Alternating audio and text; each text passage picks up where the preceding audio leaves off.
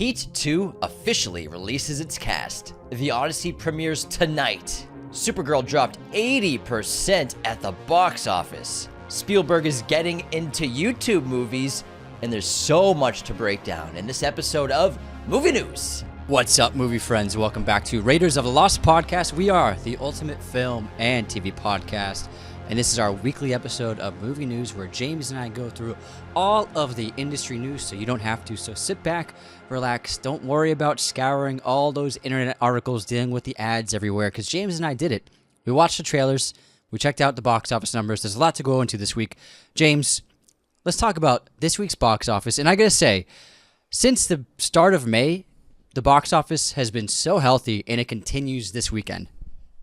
First of all, Anthony, we hit a milestone in this episode. Yes. We are on our 300th Movie News episode right now. 300 episodes of Movie News. We have not missed a single week, I don't think, in those 4 years, or how I don't want to do the math right now.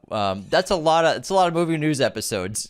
That's insane. We did it, man. We started doing it 2021, I think we started doing Movie News, because we started the show in 2020, but we wanted to do something weekly in terms of episodic, relevant topics. And man, it's been a journey doing Movie News every week, every single Monday. It used to be on Sundays, but now we're Mondays. But 300 episodes of Movie News. Congratulations! Cheers to our amazing listeners.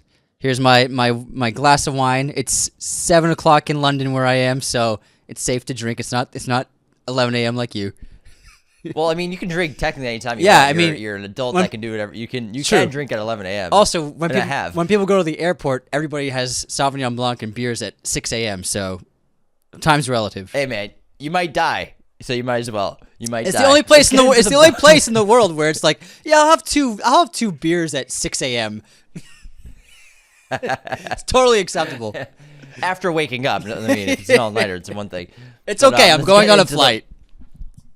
Let's get into the box office, everybody. We have a couple new releases. First of all, Minions and Monsters, which I saw and is absolutely delightful. It's an incredible, charming ode to filmmaking. It's Babylon with Minions. Opened to $65 million at its opening domestic weekend, which is very strong for a movie that only cost $85 million to make. The Minions movies are notorious for hitting $1 billion, so I expect this thing to have absolute huge legs. It's in competition with Toy Story 5 right now, which is in second place at $35 million in its third domestic weekend.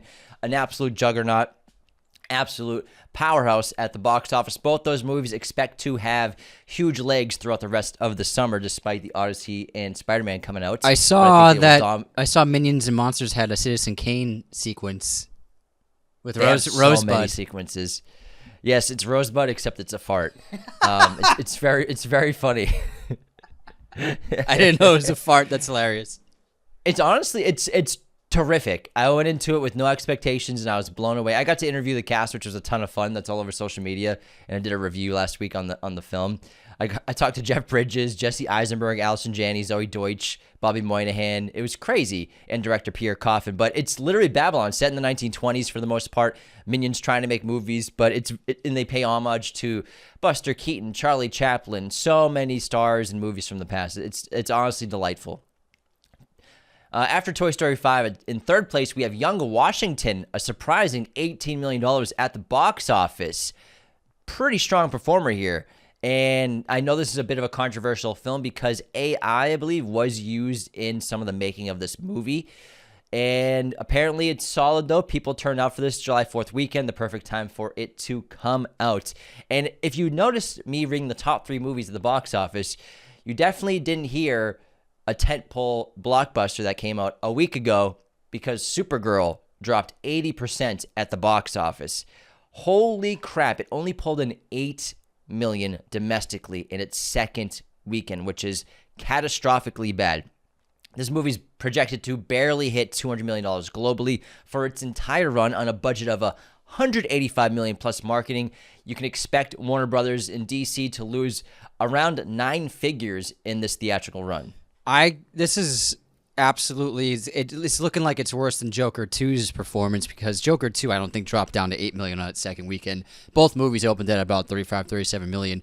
This is such a catastrophic dip, and to have projections saying it might only hit $200 million It might stay below that for its global run, the entirety of its box office run.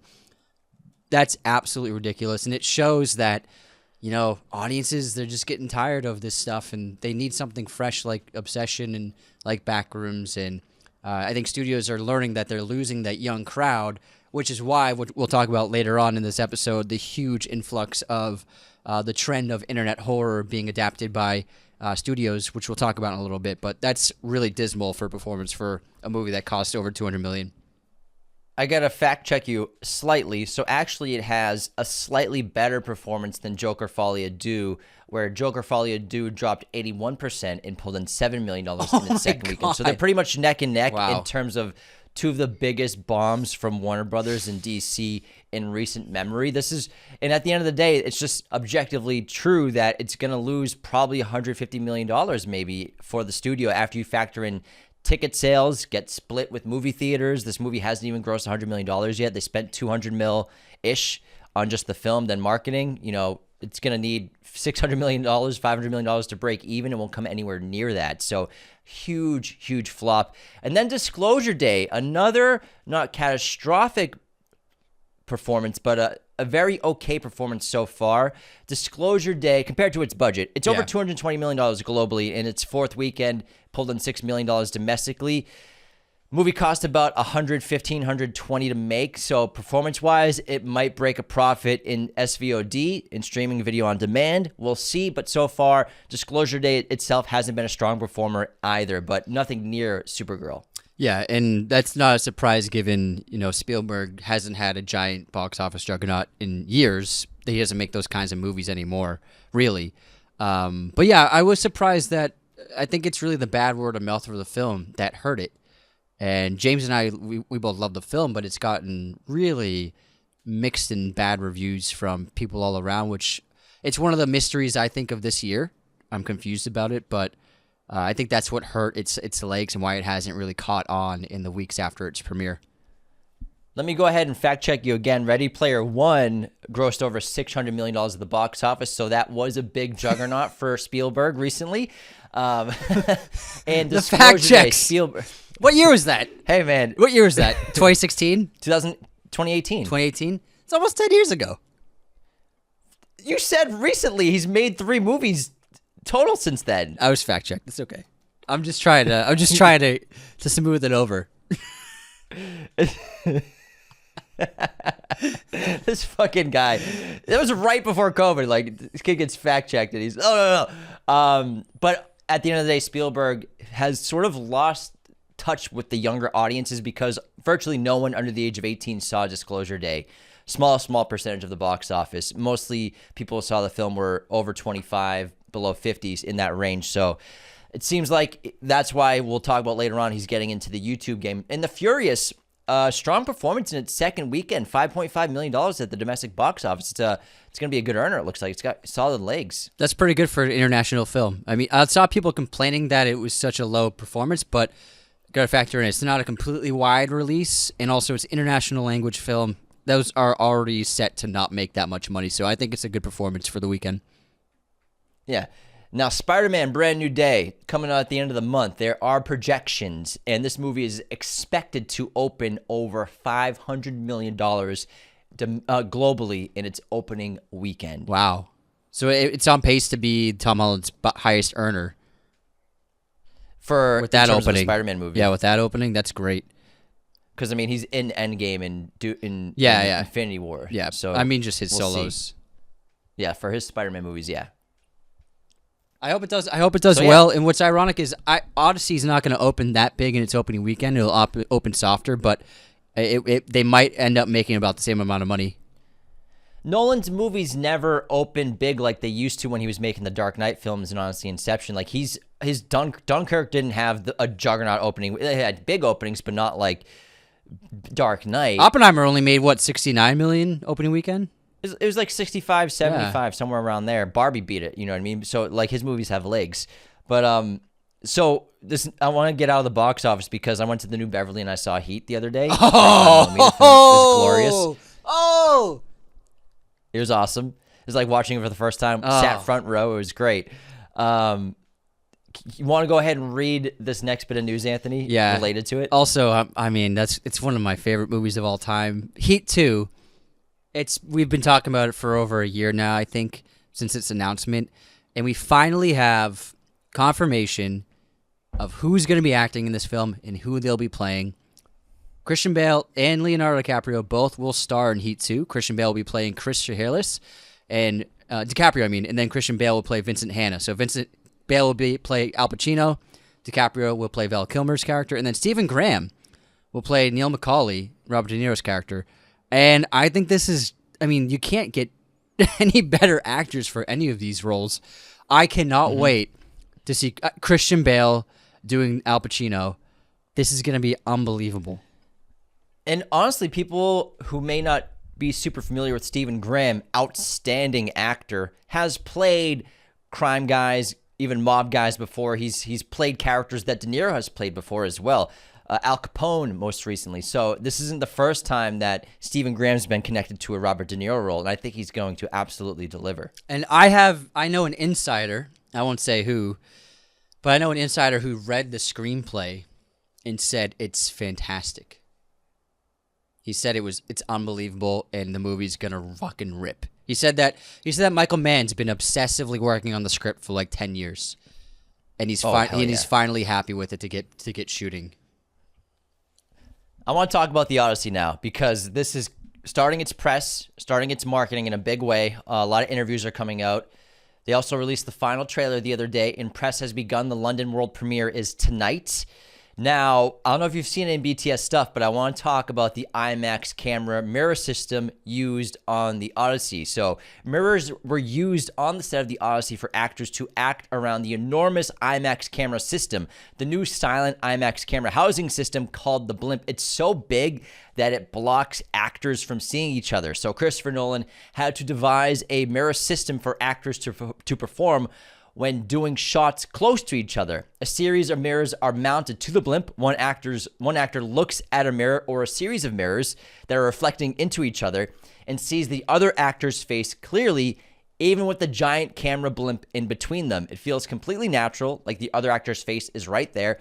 Actors could perform naturally. Dialogue was recorded cleanly, and because this is the first film ever shot entirely in stunning full IMAX, they had to have some fun workarounds, and especially if you look at BTS, the blimp is enormous, and so this isn't every single shot, but when you have two characters that in the scene, they're talking a couple feet in front of each other or just next to each other, you would normally put the camera right over their shoulder or right behind them, so you get the one shot over the shoulder or one shot of someone looking at off lens. But now, because the blimp is absolutely ginormous, it's like a mini car, they had to figure out this mirror system so that there's a BTS image of Tom Holland and John Bernthal. They're talking to each other. The scene, I'm sure the wide shots, they're probably a foot away from each other talking face to face.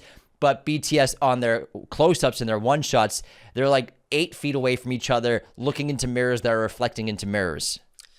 And it's a testament to Nolan still using old school techniques and tricks with his filmmaking, combining state-of-the-art analog technology, but also shows how much he cares about performance, because this way your actor's not looking at the camera. They're still able to look into the eyes of the actor they're performing with. And I saw an interview with Matt Damon talking about this, and he said, looking back on filming those scenes, these close-ups and these singles that they were shooting for more intimate scenes and over the shoulder shots, he said that when he looks back on remembering the filming of the shoot, he doesn't even remember the mirrors, and in his mind, he remembers just shooting with Anne Hathaway in front of him. So the mirrors really worked for the actors and their performances. It's so interesting. Cannot wait. Did you see the trailer for Werwulf? Oh yeah, this is one. Oh my god, this movie looks so good. Robert Eggers' Werewolf comes to theaters Christmas Day. Eggers owns every other Christmas. This is just the way it is, and I love it. I love gothic horror on Christmas Day. Lily Rose Depp, Aaron Taylor Johnson, Willem Dafoe round out the leads of this cast.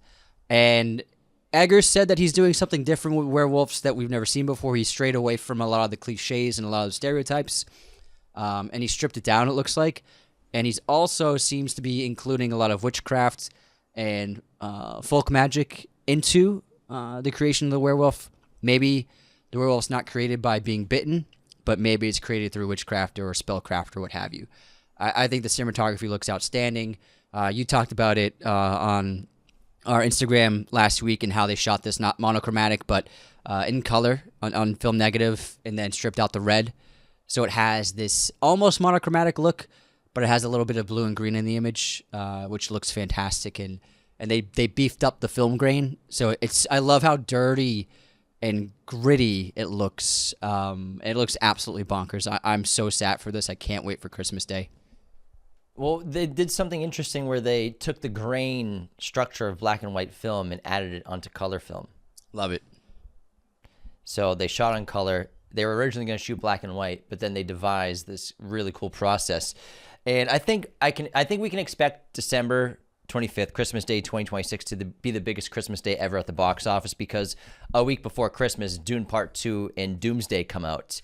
And they'll both have huge juggernaut second weekends on Christmas Day with Werewolf too. So I think we're going to see the biggest Christmas ever for theaters. That's a good point. These are 3 huge movies. That's fantastic. Project Hail Mary, guys, it's arriving on Amazon Prime after 150 days of its theatrical window, which I love to hear. It's been so long since we've seen, outside of like Nolan films or Scorsese films, a long release window, which used to be the norm. And also, physical 4Ks are available, and the Steelbook is available for pre-order. I already pre-ordered the Steelbook, and I cannot wait to get it in. July 3rd, so you can actually watch it right now on Amazon Prime, was when it came out. Oh, look at that. Look at that. Yeah. In the Steelbook, how about that cover art? It's beautiful. Oh, my God, it looks good. It looks terrific. I can't wait to add it to the collection. And I would also like to talk about... I'm sorry, go ahead. I was going to say, speaking of releases, Akira, the groundbreaking sci-fi anime, is getting a 4K restoration release tied with a theatrical IMAX release in September. They dropped a badass trailer. Check it out. I can't wait. Gold Derby, our friends over there, Deborah Birnbaum, the editor over there who's been on the show, have started to release their Oscar nomination predictions and projections. I blended 2 words together that didn't make sense. And so I'd love to run through real quick the odds for movies right now as they stand. Of course, it's only halfway through the year, but right now the Odyssey's #1 for Best Picture, Project Hail Mary 2, Digger 3, Wild Horse 9, and Fjord 5, which I think will be a contender. Oh, I can't wait. Christian Mingu's film. Let's go. Dune Part 3 is at 7. Now, also I'd like to run through, we'll just do the top 5s. Best Director, Christopher Nolan, projection #1, Alejandro Gonzalez Iñárritu, #2, Martin McDonagh, 3, Javier Ambrosi and Javier Calvo for 4, and Christian Mungiu for 5th. Best Actress, Julianne Moore, Renate Renzve, Indy Navarrete, Michelle Williams, and Sandra Hüller. So it looks like Indy has a pretty high probability right now to get a nomination, which is really cool. I think she's going to take it. Best Actor. I'm sorry, but this is Tom Cruise's year, everybody. Tom Cruise, #1 projection at Digger. John Malkovich at 2. Ryan Gosling 3. Sebastian Stan 4. And Matt Damon 5. I like that list. Really great movies and actors. Best Supporting Actress, Penelope Cruz, Mariana Di Girolamo, Anne Hathaway, Sandra Hüller, and Parker Posey. So Sandra's getting 2 nomination projections right now for Supporting Actress and Lead Actress because she's the lead actress in Fatherland. Right, in addition yeah. to supporting actress. Pavel for Pawlowski's Digger. new film. Yeah, Fatherland. Yeah. The thing with Digger, I cannot wait to see what this movie is going to look like soon.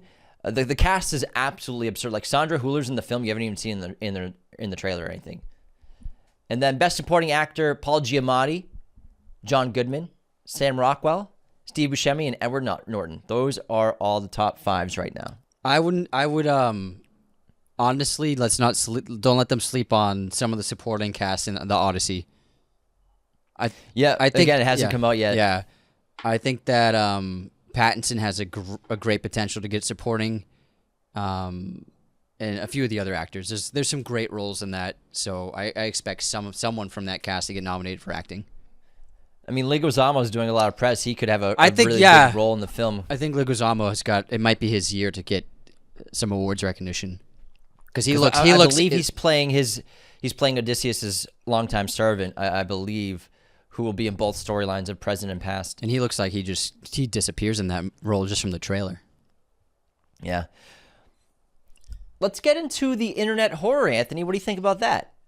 I mean, it's no surprise when a film like The Backrooms obliterates the box office and gets people from the ages 13 to 20 to go to the storm into movie theaters and buy insane amounts of tickets, that it would begin a new trend of, and we predicted this. It was, I mean, why wouldn't this happen?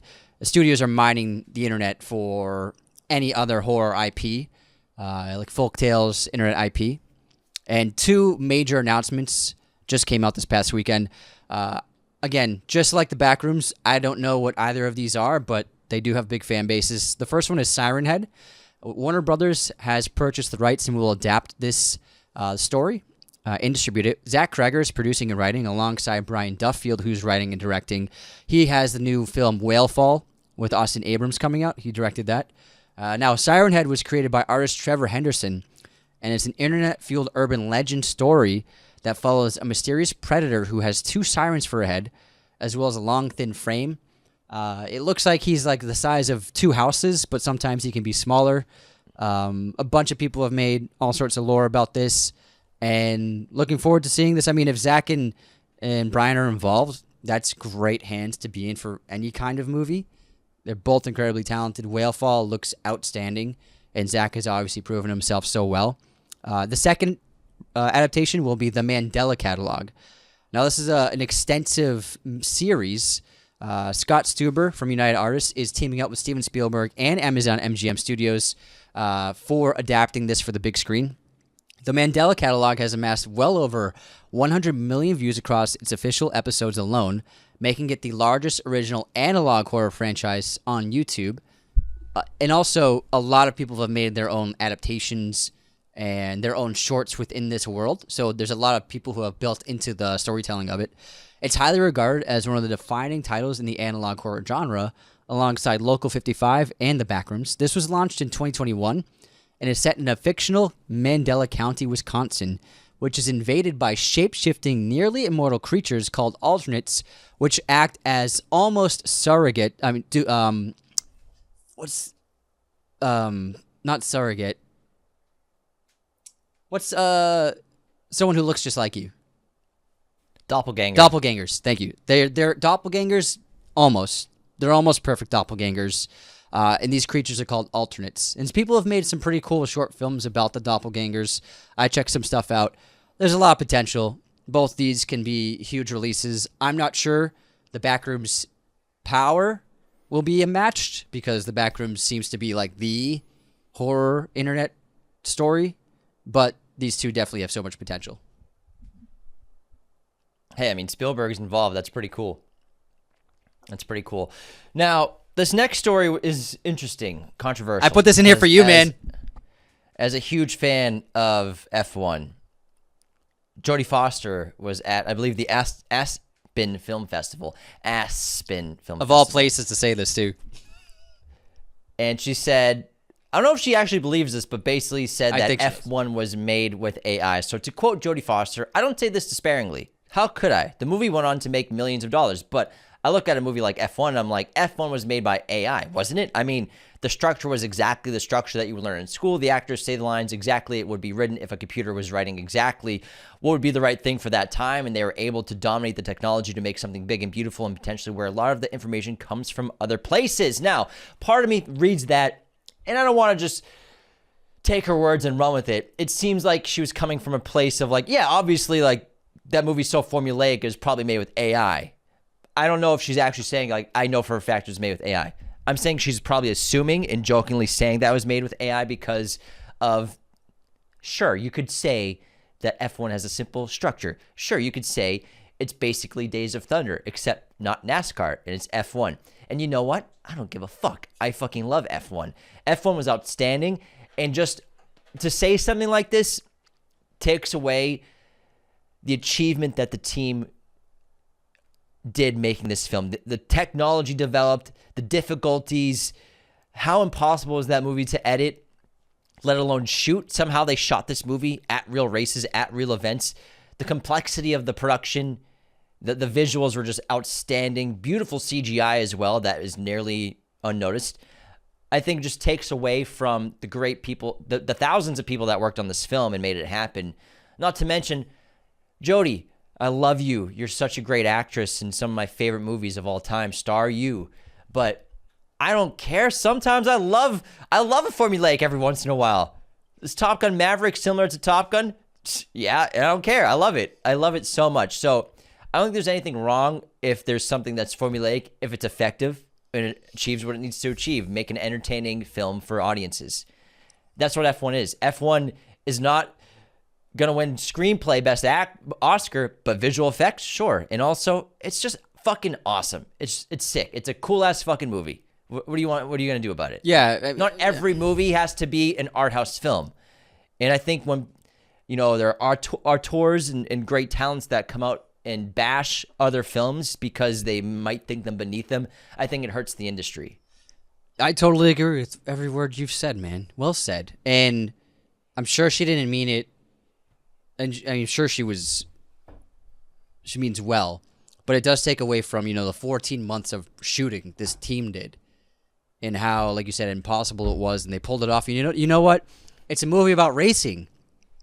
And you commit so much of the story and narrative to racing, you don't have the time to really make the dialogue groundbreaking. You have to really just, as quickly as you can, and in as simple a way as possible, get the audience to like your characters and root for them. And you have to go with archetypes for something like that. And it works because the cast is great. Brad's the star of stars, and I don't care if it has formulaic moments, but like you said, I love a movie that just hits all the right beats, and it's totally fine. It's a movie about race cars. I mean, it can't be an Eric Romer French film about, couples at a beach, and I love Eric Romer, but F1's a completely different movie. So, yeah, that's all I got to say about that. Guys, I love cheeseburgers. They're formulaic. They're very yes! simple. Cheeseburgers are formulaic, and but when I get a good cheeseburger, you take a bite, it's ecstasy. Yeah. Sure. Do I like to go get a prime rib every once in a while? Do I like a nice fancy meal? Sure. But hey, I had a cheeseburger yesterday, and it was fucking awesome. Where'd you get it? Goldburger. Oh, nice smash burger. Let's talk about the new Fast and Furious movie, which is filming. Fast Forever is the finale. Vin Diesel teased it on his Instagram. He says it's the most amazing finale. He's on set. People are grinding. Incredible crews are working. Coming out March 17th, 2028. The 11th and final chapter, they say, in the $7 billion franchise. Yeah, right.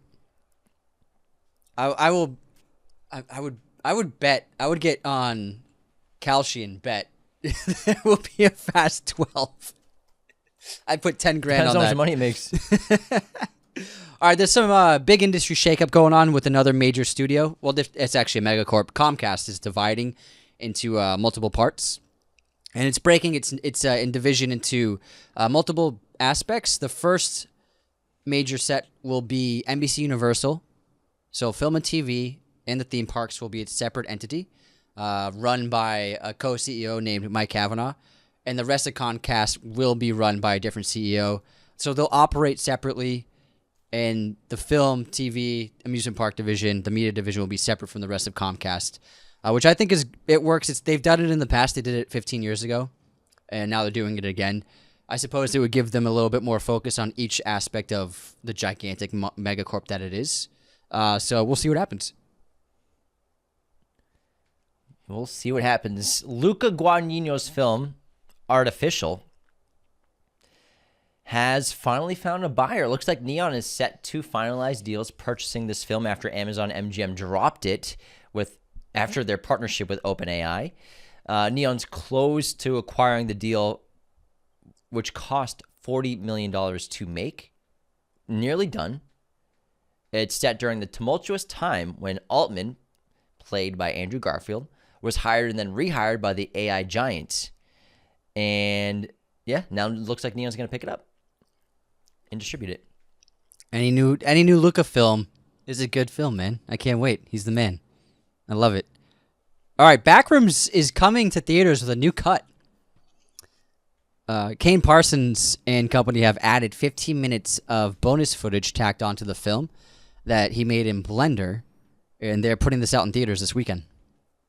That's really cool. I like that. Mm-hmm. A lot of the film was made in Blender, so it was probably pretty seamless and very efficient for them to do. Very seamless. I'm very excited for August, guys, because Warner Brothers has a big movie coming out with dinosaurs, The End of Oak Street, starring Anne Hathaway and Ewan McGregor.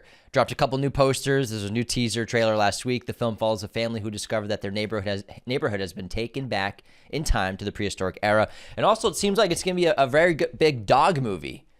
The dog seems like a major star of the film. And yeah, I'm looking forward to a dinosaur film. I can't wait. Joe Wright's got a new film coming in the works. It's called Juice, and Joe Wright, he's got a up and down career, but when he hits home runs, man. The guy is awesome. He does. And this is his first time. He's going to be working in sci-fi thriller territory. Juice is set in a fractured and ravaged world following a climate change disaster. And a young husband and father is recruited into a top-secret resistance organization, joining the ranks of a militiamen tasked with targeting the isolated and wealthy culprits responsible for the global catastrophe. The closest thing he's done to this is Hannah with Saoirse Ronan and Cate Blanchett, and Eric Bana, which was fantastic. That was like a mild sci-fi, heavy action thriller. Excellent stuff. Joe Wright is, I think, when he's on his game, one of the best directors there is. I mean, he made the best Pride and Prejudice, hands down. Oh, yeah. Hands down.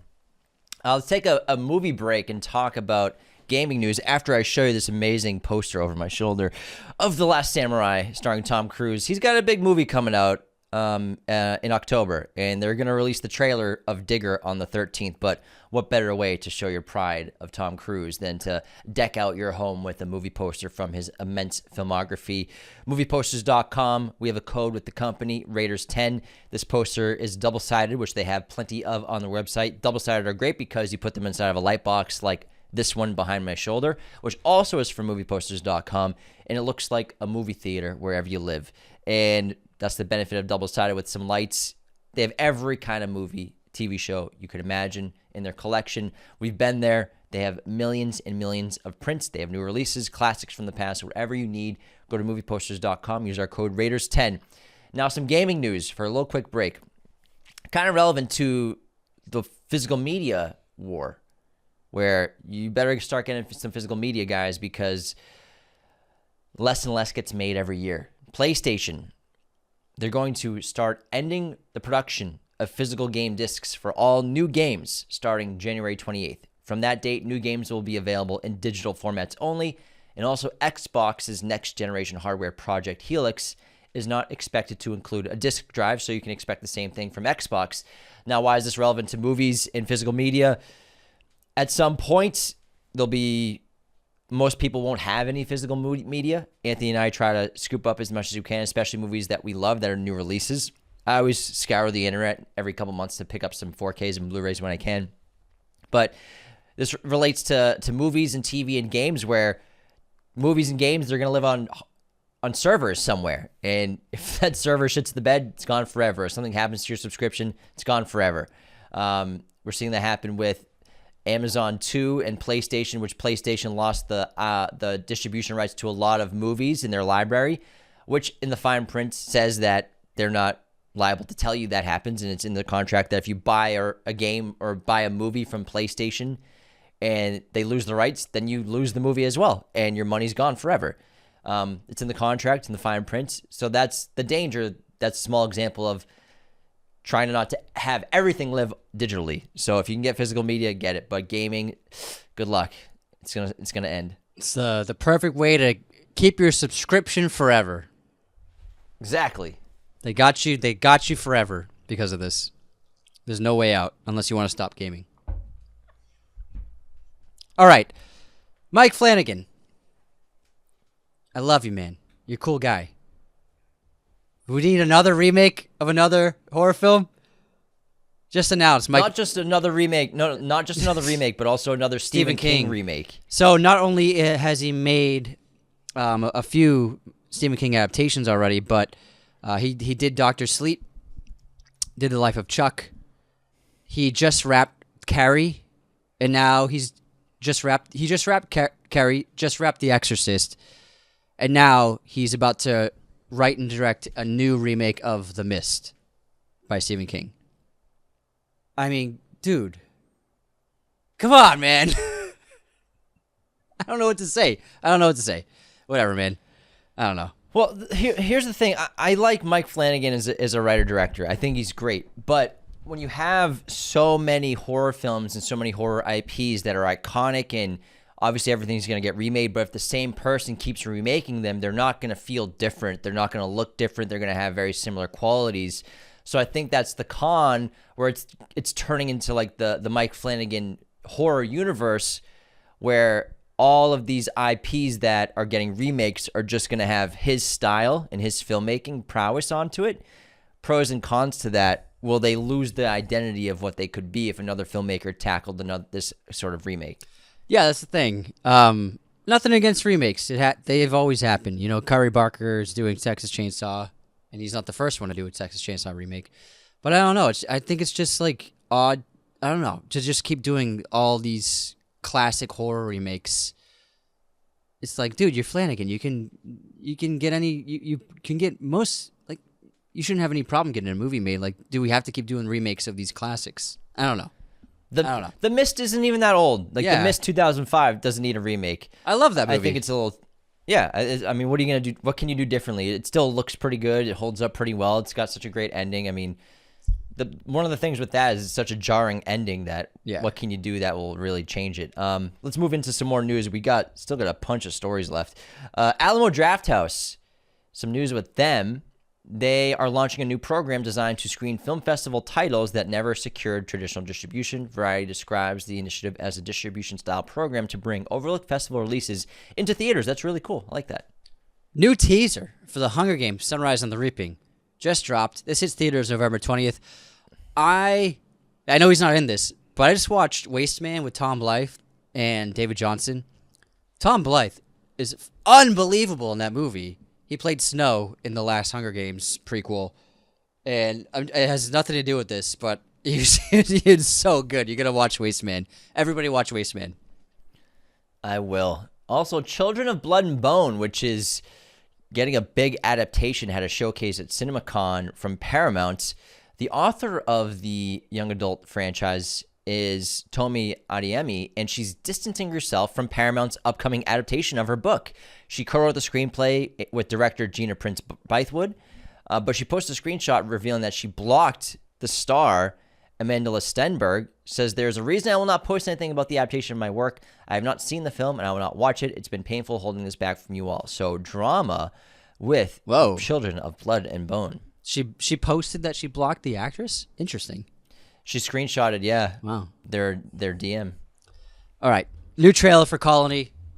Sick new zombie movie. Comes from Train to Busan director Yeon Sang-ho. This is a zombie thriller which follows survivors trapped in a Korean high-rise amid a zombie outbreak. But these are different zombies. They seem to have some kind of intelligence, and the spread is more science-based. I can't wait. It looks super fresh. Looks super fun. In theaters. August 28th, go see Colony. It looks fucking awesome. Yeah, they have some sort of a connection to monkeys, and they even kind of move like monkeys where they run on all fours when they sprint. It's really interesting look.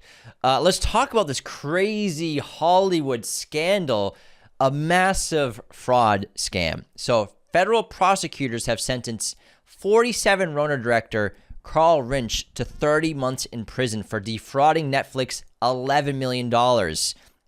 47 Ronin he made with Keanu Reeves.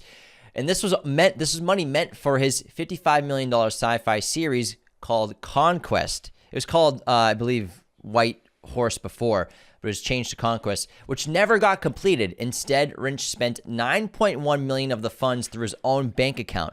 Rinch claimed the payments covered his own production costs, but testimony from former Netflix execs undermined his defense. He went on a lavish spending spree, buying 5 Rolls Royces, a Ferrari, luxury watches, 480 Uber Eats deliveries in 6 months, 2 custom Swedish beds, which totaled over $638,000 just the beds.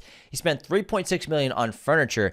And days after Netflix sent him $11 million for the film, he put it all into a bank account for his production company, and he moved $10.5 million of it to his personal Wells Fargo bank account, according to records entered in trial evidence. And he invested over $5 million into Dogecoin. In crypto, yeah. But Dogecoin of all coins. This guy's it's a strange guy.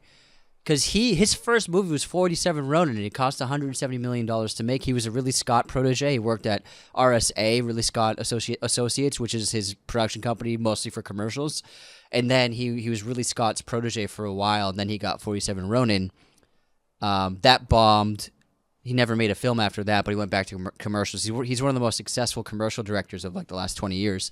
But he's also got some pretty crazy mental health issues. He was telling people that he thought airplanes were organic sentient beings and all sorts of wild stuff. And he would email the executives at Netflix like crazy stuff. So this is a really bizarre story. I can't believe he got that budget for 47 Ronin, like $170 million budget for your first film. Yeah. But it wasn't an American film, right? Oh, it was. Keanu's the lead. I know Keanu's the lead, Yeah, but I was it's wondering American if it was... funded, yeah. Jesus Christ. Yeah. I think Holy crap. it was Warner Brothers. It cost $175 to $200 million, and it made $150 million. Yeah. So it absolutely bombed. Horrible bomb. Wow. Yeah, it's crazy. That's nuts. Francis Ford Coppola. What is this story? A documentary is being made about the inventor of the Steadicam, Garrett Brown. And Francis Ford Coppola is executive producing this project alongside Lauren Zarelli-Renaud of Say What Studio. And this is a look into the cameraman and inventor whose work has dramatically impacted the visual look of cinema starting in the 70s, liberating cameras from tripods and cranes and changing the way we see the world forever. You're going to see in Digger, it's going to be like all Steadicam. Alejandro loves that.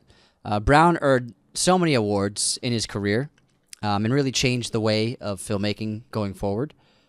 Kubrick adopted his work and used him for a lot of his films, and then he really just changed the way movies were made forever. And it would be really cool to see a documentary made about him. Very cool. Ocean's prequel, directed by Bradley Cooper, has some news. Monica Barbaro is set to join Margot Robbie and Bradley Cooper, as well as Wagner Moura in the film, which is scheduled for June 2027 release and readying for shooting. She's awesome. Maybe she'll play like a part of the team. They'll have a team. It seems like they'll have a 4-person team then. Yeah. Maybe even a 5-person team. Who knows? I don't know, man. I don't whatever. I trust Bradley, man. Whatever. Bradley's great. Yeah, Bradley is great. There's a great new animated trailer for Not Alone, starring Timothée Chalamet and Selena Gomez. And this is a science rom-com which follows a mechanic and an astronaut who hide 3 aliens that come to Earth for safety. Great trailer. They didn't show the aliens until like the last two seconds of the trailer. The whole trailer is just these 2 people bonding and having a connection. And it felt very classic in tone. I thought it was a really great first teaser for this film. It hits theaters April 16th, 2027. It looks like a movie that both adults and children can enjoy at the same time. I would have liked a different song because they chose Space Odyssey from David Bowie, which is it's so overused for anything space related. Yeah. It's just to the point where it's like, come on, guys, I get it. Space Odyssey, it's an amazing song, and it's about an astronaut, but it's like, pick a different song. It's always Bowie. Every space movie, Starman. Like, exactly. You know what I mean? 100%. I love Bowie. They need audiences to know it's about space. Yeah, it's like there's the rocket ship's not enough. Space. Guys, what if we did a David Bowie song? Oh my god, yeah, that people, so clever. Then people will like Has really get ever the done that vibe before? for space. Oh my god. It's just like action movies always using classic pop songs for their trailers now. It's so ridiculous. That's because of Marvel. Yeah.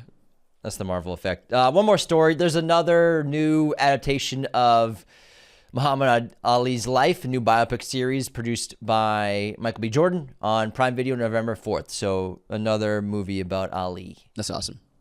Cool. Looks pretty good. Love it. It's a show. Yeah. Biopic series. And that's all we got for movie news, everybody. 300, Anthony's baby! Coming back. 300 episodes of movie news. Anthony will be back in studio in a week and a half. He's still in London now. He's left Italy. He's in London, mate. I got so tan. You wait to see how tan I am. Even when we zoomed last week, I haven't seen you that tan since like Little League baseball. Oh yeah, I got even more tan. I just spent 4 days in Sardinia, just in the sun. It's great. Oh, you're in Italy? I didn't know that.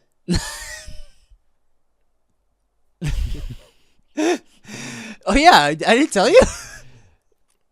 We got some crazy things We got some crazy things happening this week, guys, that we can't reveal, but they're gonna fucking blow your mind. So stay tuned on the socials, stay tuned on the pod in the next week or two, because the biggest opportunity we've ever had is gonna drop within the next week and a half, and it's gonna blow your mind. I can't wait to share it. I can't wait to do it. I'm doing it this week, so stay tuned for really, really, really, really, really, really, really big news. In the meantime, do all the things that help the show. Follow us on Instagram, TikTok, Raiders of the Lost Podcast, Twitter, Raiders Lost Pod. Hit us up in the comments sections. Follow us and subscribe on YouTube. Do all the things. In the meantime, take care. See you next time.